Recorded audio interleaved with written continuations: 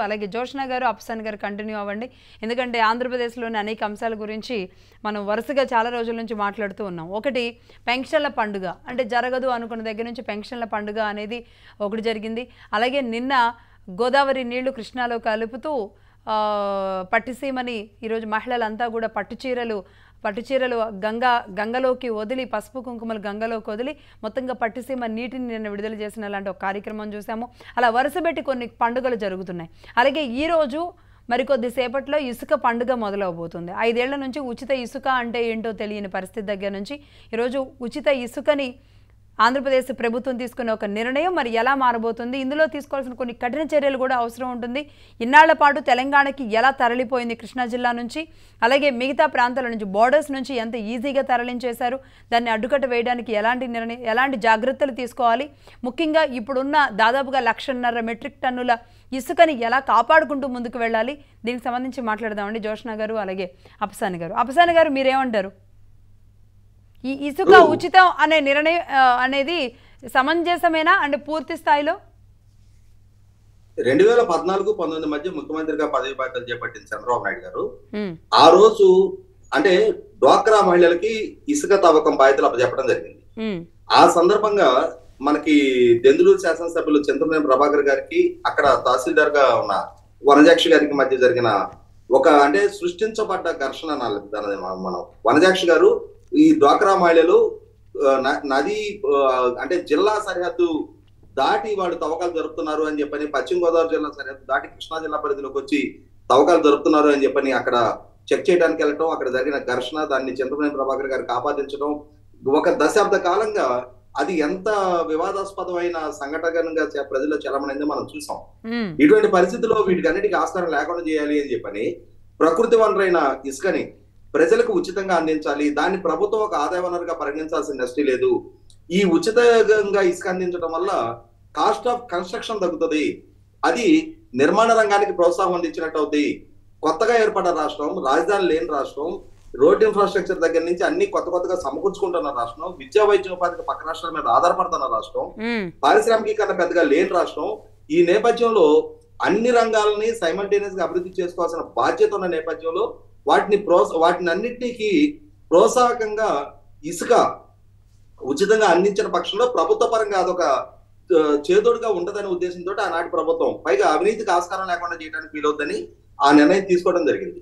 2019 వరకు సక్సెస్ఫుల్ గా ఉచిత ఇసుక విధానం కొనసాగింది.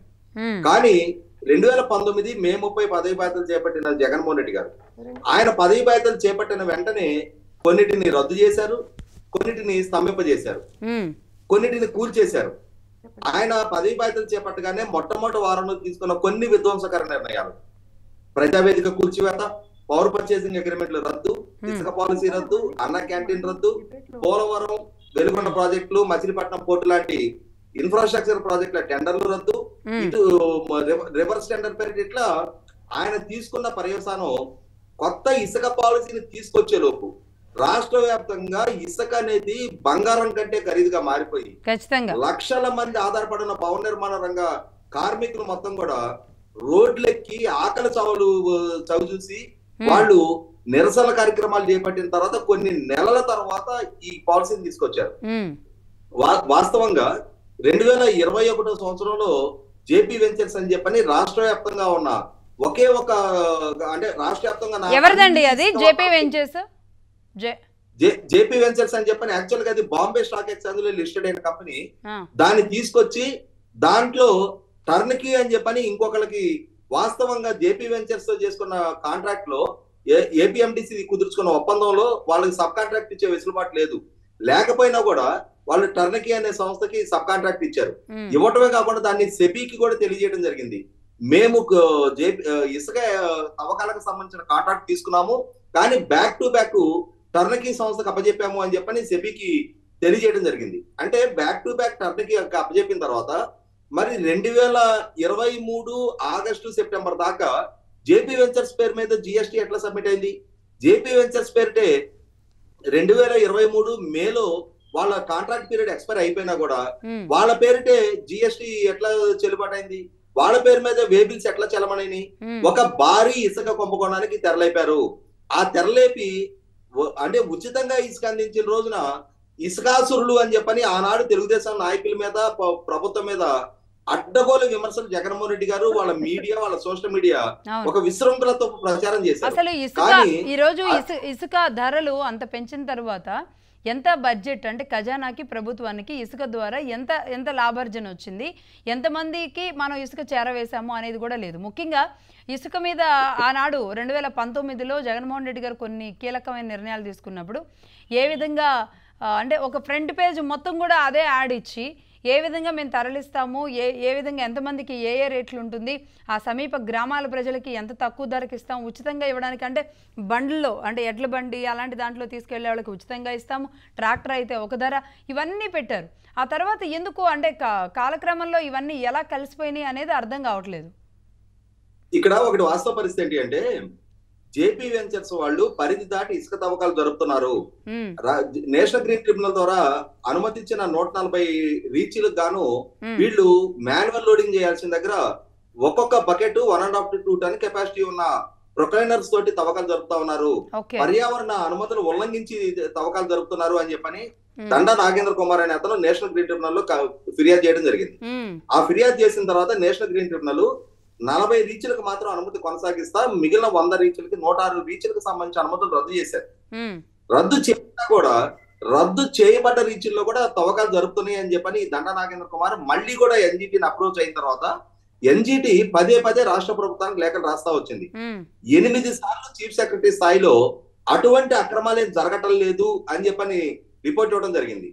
తర్వాత ఎన్జిటికి 23 కలెక్టర్లు ఆంధ్రప్రదేశ్ రాష్ట్రంలో ఇసుక అక్రమాల తవ్వకాలు జరగటం లేదని చెప్పని ఎన్జిటికి రిపోర్ట్ ఇస్తే ఇతను దండా నాగేంద్ర కుమార్ శాటిలైట్ ఇమేజెస్ తోటి జిపిఎస్ ట్రాకింగ్ తోటి ఎక్కడెక్కడ ఎన్ని రీచ్ల్లో తవ్వకాలు జరుగుతా ఉన్నాయి, ఆ తవ్వకాల ద్వారా ఎంత ఇసుక తరలింపు జరుగుతుంది అనేది పూర్తి సాక్ష్యాధారాలు ఎన్జిటికి సబ్మిట్ చేసిన తర్వాత ఎన్జిటి కేంద్ర ప్రభుత్వానికి సంబంధించిన ministry for environment and forest అధికారులని రాష్ట్ర ప్రభుత్వంతో సంబంధం లేకుండా రాష్ట్ర ప్రభుత్వానికి తెలియనివ్వకుండా వాళ్ళని ఇక్కడ ఒకసారి పర్యటించి రిపోర్ట్ ఇవ్వమనంటే వాళ్ళు ఇచ్చిన రిపోర్ట్ ఏంటి అంటే ఎన్జిటికి ఒక విస్తుగొలిపే రిపోర్ట్ ఇచ్చారు. 140 రీచ్లు కాదు, 106 రీచ్లు కాదు, 500 రీచ్ల్లో తవ్వకాలు జరుగుతా ఉన్నాయి. ఒక్కొక్క రీచ్లో ఆన్ అండ్ యావరేజ్ రోజుకి 1500 నుంచి 2000 టన్నుల ఇసుక తవ్వకాలు జరుగుతా ఉన్నాయి. అంటే రోజుకి 1,00,000 టన్నుల ఇసుక తవ్వకాలు జరుగుతా ఉన్నాయి. Each bucket 1.5 to 2 ton capacity ఉన్న ప్రొక్లైనర్ల తోటి తవ్వకాలు జరుగుతున్నాయి. మాన్యువల్ లోడింగ్ ఒక్క రీచ్ లో కూడా జరగటం లేదు అని చెప్పని ఎన్జిటికి కేంద్ర అటవీ పర్యావరణ శాఖ మంత్రిత్వ శాఖ అధికారులు ఎన్జిటికి రిపోర్ట్ ఇచ్చారు. ఈలోగా జేపీ వెంచర్స్ అంటే ఎన్జిటి జేపీ వెంచర్స్ కి పెనాల్టీ వేసింది. పెనాల్టీ వేస్తే ఆ పెనాల్టీ మీద జేపీ వెంచర్స్ వాడు సుప్రీంకోర్టుకి వెళ్తే ఆ సుప్రీంకోర్టుకి కూడా ఎన్జిటి ఇదే రిపోర్టు సబ్మిట్ చేయడం జరిగింది.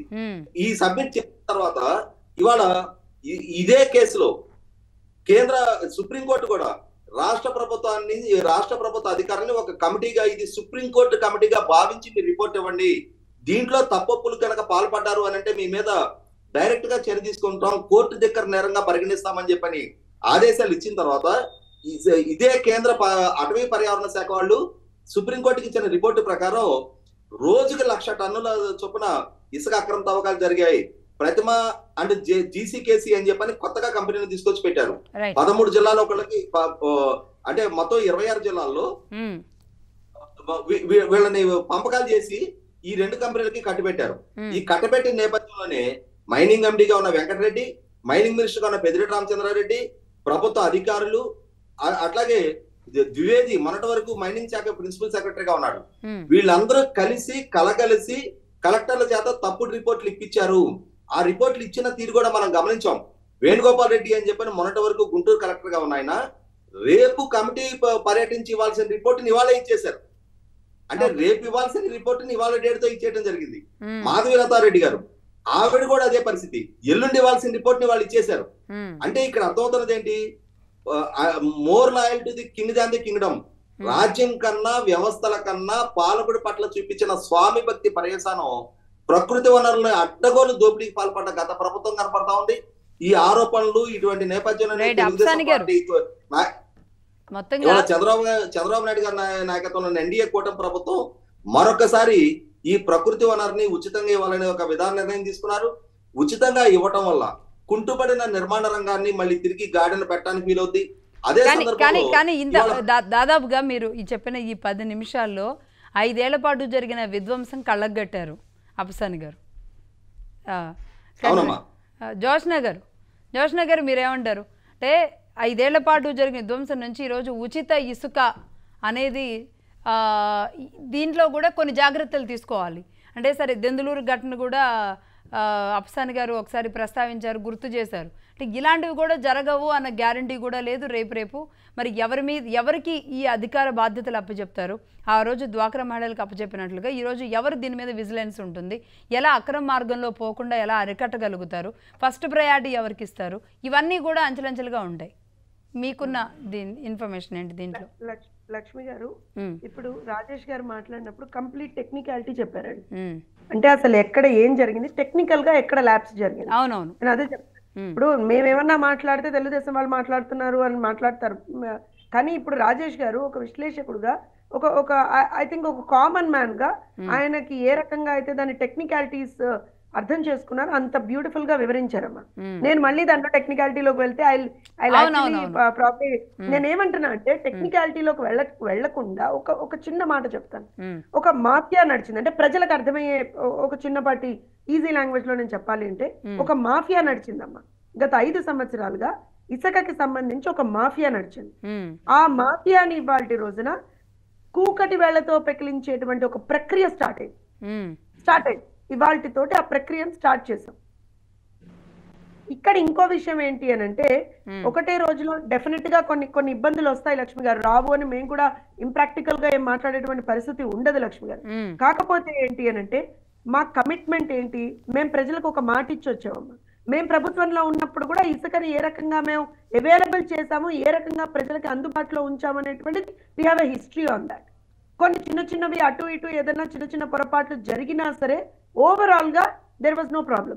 ఇప్పుడు ఇష్యూను కనుక మనం తీసుకుంటే డెఫినెట్ గా ఇవాళ రోజున దెర్ ఈజ్ అంటే ప్రజలకి అవసరమైనటువంటి ఒక పరిస్థితి.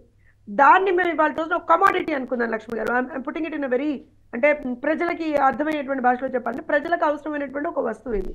ఎందుకంటే భవన నిర్మాణ రంగానికి ఖచ్చితంగా గత 5 సంవత్సరాల్లో కంప్లీట్ గా ఒక రకంగా విధ్వంసం సృష్టించారు. ఆ రంగంలో అసలు ఎక్కడా కూడా ఏమీ దొరకకుండా చేశారు.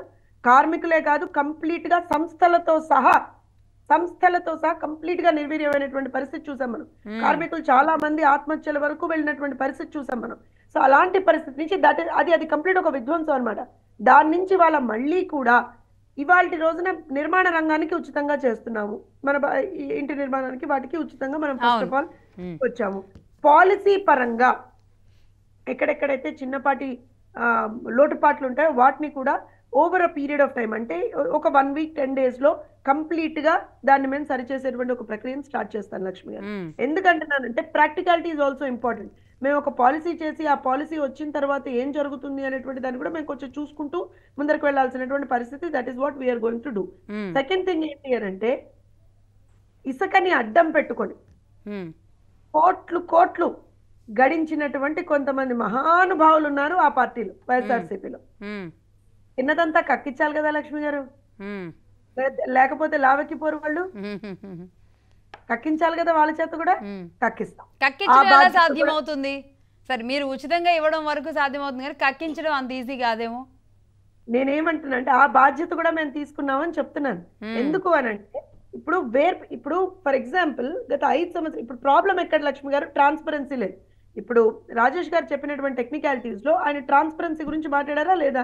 ఒక సంస్థకి మీరు కాదన్నప్పుడు మళ్ళీ how did it go to it, ఎందుకు వాళ్ళ పేరు మీద బిల్లింగ్స్ అయ్యాయి, ఎందుకు వాళ్ళ పేరు మీద ఇన్వాయిస్లు అయ్యాయి అనేటువంటి మాట మనం అడిగితే అక్కడ ఎక్కడుంది చెప్పండి? ట్రాన్స్పరెన్సీ ఎక్కడుంది చెప్పండి? తీయాలి కదా, ఆ లెక్కలు పత్రాలు తీయాలి కదా బయటికి. తీయకుండా వదిలేద్దామా? ఖజానాకి చెందినటువంటి డబ్బు కదండి, మీదో నాదో లేకపోతే చంద్రబాబు నాయుడు గారి జేబులోదో లేకపోతే జగన్మోహన్ రెడ్డి గారి జేబులోదో కాదు కదా లక్ష్మి గారు. అది వాస్తవంగా మాట్లాడదాం. అవును, ప్రజల డబ్బు కదా, ప్రజల డబ్బు ప్రభుత్వానికి చేరాల్సినటువంటి పరిస్థితి, ప్రభుత్వ ఖజానాకు చేరాల్సినటువంటి పరిస్థితి, అవునా కాదు? మరి అలాంటప్పుడు ఎక్కడికి పోయిందో దాన్ని కూడా తీయాలి కదా బయటికి, అది కూడా చేస్తామని చెప్తున్నాం. దాంతో పాటుగా ఆల్రెడీ ఐ థింక్ వీళ్ళు విపరీతంగా తవ్వి వదిలిపెట్టేశారు లక్ష్మి గారు కొన్ని నెలల నుంచి కూడా. అంటే we have a lot of sand that is been already ఏమంటారంటే వీళ్ళు ఎక్స్కవేట్ చేసి పెట్టారు దాన్ని అట్లా ఇల్లీగల్ గా. లీగాలిటీ ఎక్కడ లేదు అక్కడ, ఇల్లీగల్ గా. సో దాన్ని కూడా ఇవాళ రోజున ప్రాపర్ గా ఛానలైజ్ చేయాల్సినటువంటి అవసరం ఉంది కదా. అవును. సో ఎన్ని అక్రమాలు అంటే జోష్న గారు, ఒకటి అన్నమయ్య ప్రాజెక్టు కొట్టుకుపోవడానికి ముందు అక్కడ ఇసుక తవ్వడానికి లారీలు అక్కడ ఉండడం వల్ల ఆ ఇసుక ఆ లారీలు బయటికి వెళ్లే వరకు ఆ గేట్లు ఎత్తకపోవడం వల్ల ప్రాజెక్టే కొట్టుకుపోయింది అన్న విషయాన్ని అక్కడ ఉన్న స్వయంగా చాలా మంది చెప్పారు. అంటే ఆ స్థాయిలో జరిగిందనమాట. అంటే వరద వచ్చిన గ్రామాలు కొట్టుకుపోతాయని తెలిసినా ఇసుక లారీలు బయటికి వెళ్లే వరకు ఆ మాఫియా అలా తొక్కిపట్టారు అనేది కొన్ని విషయాలు బయటకు వస్తాయి. రైట్. ఇప్పుడు మనం దాంతో పాటుగా లక్ష్మి గారు ఇంకొక ఎగ్జాంపుల్ చెప్తాను నేను. అమరావతి ప్రాంతంలో ఎమ్మెల్యేలు ఎమ్మెల్సీలకి అధికారులకు సంబంధించినటువంటి ఆ బిల్డింగ్ కాంప్లెక్సెస్ కి మీకు గుర్తుండుంటే మేము మా టైంలోనే మేము అధికారంలో ఉన్నప్పుడు 2014 నుంచి 19 వరకు కంప్లీట్ గా దాని పునాదులు వేసి పిల్లర్స్ వేసి బిల్ట్ అంటే స్ట్రక్చర్ లాగా during our construction was going on. అలాంటి పరిస్థితుల్లో అక్కడ కూడా వీళ్ళు ఏం అక్రమాలు చేశారు అంటే ఎట్టి పరిస్థితుల్లో అమరావతి మునిగిపోతుందో అని చూపించడానికి మ్యాన్ మేడ్ డిస్ట్రక్షన్ అక్కడ, జగన్ మేడ్ డిస్ట్రక్షన్ అక్కడ. జగన్ చేసినటువంటి విధ్వంసం ఏంటి అని అంటే అక్కడ కూడా దాని చుట్టుపక్కల ఉన్నటువంటి ఆ రివర్ బేస్డ్ గా ఉన్నటువంటి ఆ ఇసుకనంతా తవ్వేసేటువంటి ప్రయత్నంలో అక్కడ కూడా వరదొచ్చి ఆ బిల్డింగ్లన్నీ కూడా ఇవాళ రోజున గత 3.5 సంవత్సరాలుగా ఆల్మోస్ట్ గా నీళ్లలో సబ్మర్జ్ అయినటువంటి పరిస్థితి. సో వాటి పునాదులు కూడా ఇవాళ ఉపయోగపడినటువంటి పరిస్థితి. మీరు గమనించండి ఎంత రిపిల్ ఎఫెక్ట్ అంటాం మనం దీన్ని.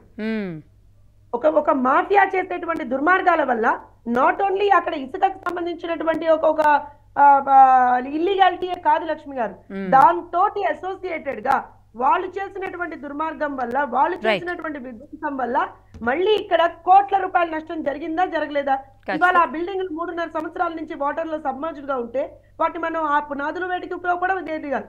సో ఆబ్వియస్ గా 80% ఆల్మోస్ట్ గా కంప్లీట్ అయినటువంటి బిల్డింగ్లు అన్ని కూడా మళ్ళీ మనం స్క్రాచ్ నుంచి స్టార్ట్ చేసుకోవాల్సినటువంటి పరిస్థితి. సో ఎంత దారుణమైనటువంటి విధ్వంసం చేశాడు జగన్మోహన్ రెడ్డి అనేటువంటిది ఇది ఒక చిన్న ఇంకొక ఎగ్జాంపుల్ అండి. Coming back to sand, Apasani గారు జోష్న గారు అన్నట్టుగా లేదంటే మీరు టెక్నికాలిటీస్ చెప్పారు. అలాగే జగన్మోహన్ రెడ్డి గారు చేసిన కుట్ర ఈరోజు ఖజానాలో ఇసుక విషయంలో అసలు ఈ 5 ఏళ్ల పాటు అంటే మద్యం గురించి లెక్కలు చెప్పారు, లేదంటే మద్యం గురించే అనుకుంటారు, మద్యం గురించి మాత్రమే లెక్కలు చెప్పారు. ఆంధ్రప్రదేశ్ రాష్ట్ర ఆదాయం కాబట్టి మద్యం గురించి చెప్పారు, ఇసుక కూడా రాష్ట్ర ఆదాయమే. కానీ ఆ లెక్కలు ఏనాడు కూడా బయటకు వచ్చిన దాఖలాలు అయితే లేవు. కానీ కక్కిస్తాము అంటున్నారు కదా జోష్న గారు, కక్కించడం ఎలా సాధ్యమవుద్ది? సరే ఇప్పుడు ఉచితంగా ఇస్తున్నారు, ఖజానాని ఈరోజు మీరు సాక్రిఫైస్ చేస్తున్నారు. ఎంతో కొంత ధర, కనీసం సగానికి సగ ధర పెట్టినా ఎంతో కొంత ఖజానాకి వీలుండేది. కానీ ఆ ధరను కూడా చాలా నామినల్గా మాత్రమే, ఏదో 300-200 టన్నుకి ఒక్కొక్క ప్రాంతంలో ఒక్కొక్క విధంగా, మొగలూరులో 240, కీసరలో 325, ఇట్లా మహా అయితే 325 రూపాయలు మించి అయితే లేదు ఎక్కడ కూడా టన్ను.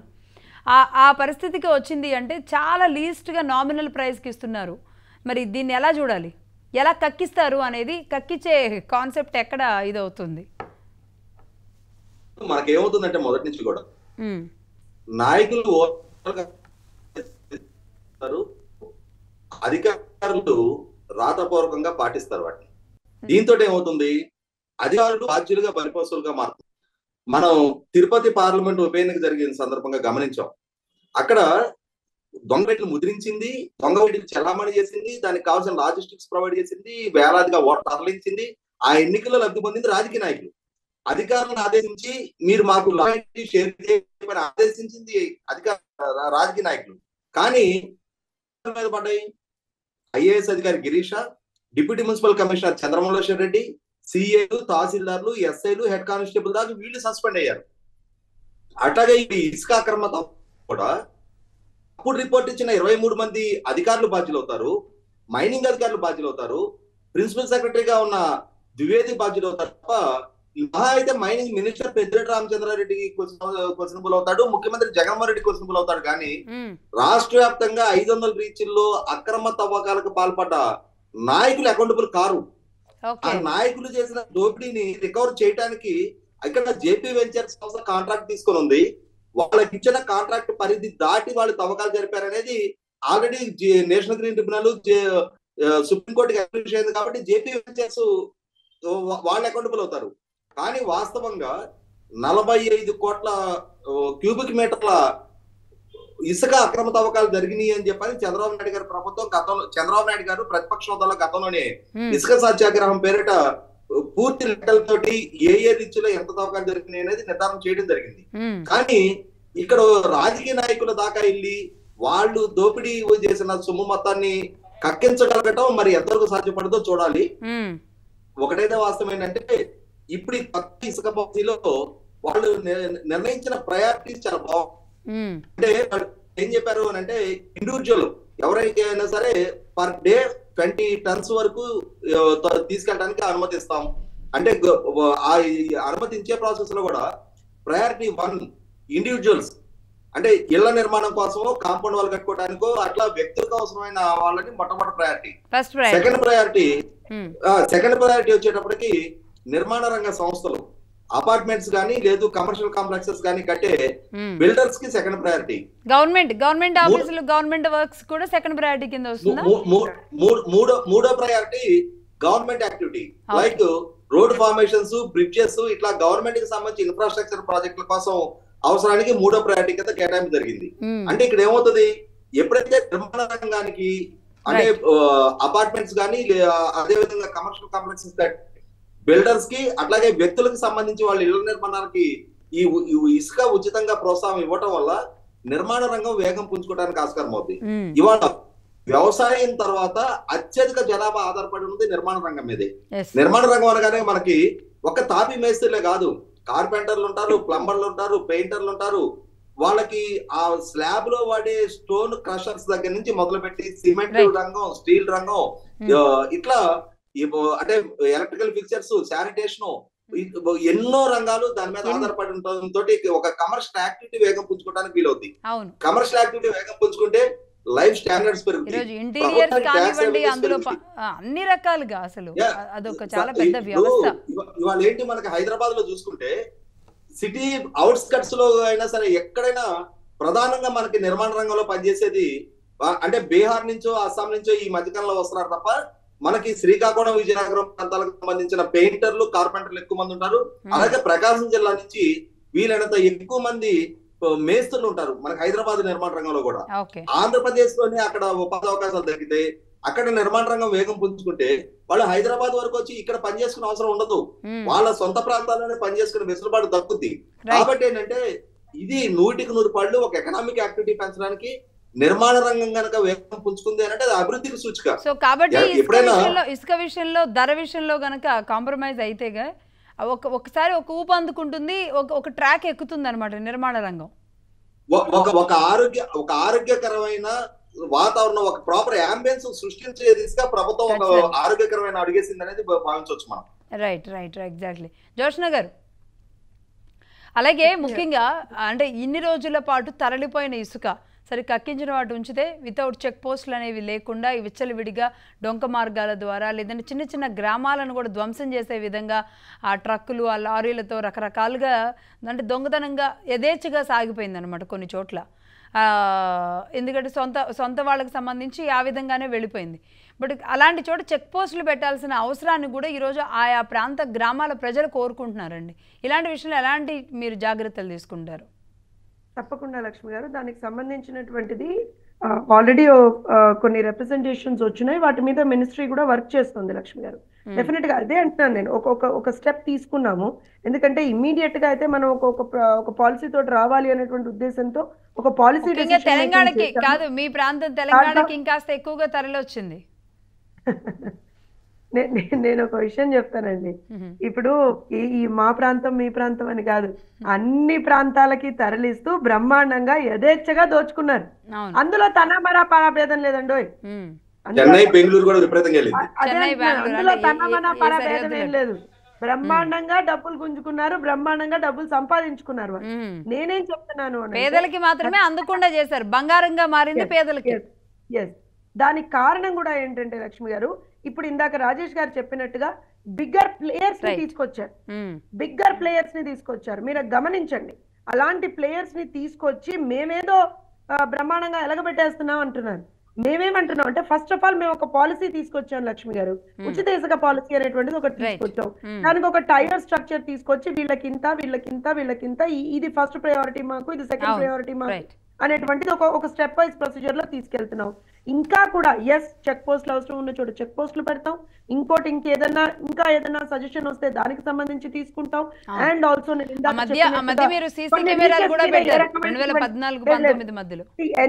ఎన్జిటికి సంబంధించినటువంటి కొన్ని లిమిటేషన్స్ ఉన్నాయి, కొన్ని రీజన్స్ సంబంధించి కొన్ని గైడ్ లైన్స్ ఉన్నాయి, వాటిని కూడా పాటించాల్సినటువంటి అవసరం ఉంది.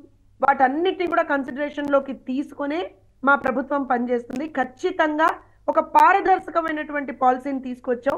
పారదర్శకంగా ఈ పాలసీ ఇంప్లిమెంటేషన్ అనేటువంటిది జరుగుతుంది. రైట్ అండి. సో మొత్తంగా జూలై మొదలైందో లేదు అంటే 1వ తారీఖున పెన్షన్ల పండుగ, లేదంటే 7వ తారీఖున గోదావరి కృష్ణమ్మ పండుగ, ఈ రోజు ఇసుక పండుగ. యా రాజేష్ గారు, సమయం అయిపోయింది, ఒకసారి కంక్లూడ్ చేయండి. ఒకే ఒక మాట చెప్తాను. రాజ్యం గనక నిజాయితీగా, పాలకుడు నిజాయితీగా చిత్తశుద్ధితో పనిచేస్తే ఏ అక్రమ రవాణా కట్టడి చేయగలుగుతారు. అవునండి. కేసీఆర్ గారు ఆంధ్ర ప్రాంతాల నుంచి వచ్చే అంబులెన్స్ ఆపేయగలిగారు, ఆంధ్ర ప్రాంతాల నుంచి వచ్చే ధాన్య లారీని ఆపేయగలిగారు. అట్లాంటప్పుడు అక్రమ ఇసుక రవాణా లారీని ఆపేయలేకపోవడం అనేది అసాధ్యం కాదు. ప్రభుత్వం చిత్తశుద్ధితో ప్రయత్నం చేస్తే కావాలి కదా, రాష్ట్రానికి కావాలి. ఇద్దరి మధ్య జరిగిన మంచి ఏమంటారు ఒప్పందంతో జరిగిన బిజినెస్ కదా. ఇప్పుడు అక్కడ మొత్తం నిర్మాణ రంగం కూలిపోయిన తర్వాత ఇక్కడికి వచ్చింది ఇసుక అంతా హ్యాపీగా. ఎనివే, బట్ ఇప్పటికీ రావాలనే కోరుకుంటాం కానీ, బట్ దానికి ఒక లెక్క మీద రావాలని అయితే ఎవరైనా కోరుకుంటారు. ఎనివే, థ్యాంక్ యూ అండి. థ్యాంక్ యూ జోష్న గారు, అప్సన్ గారు, ఇద్దరికి ధన్యవాదాలు. ఇది ఇవాళ డిబేట్.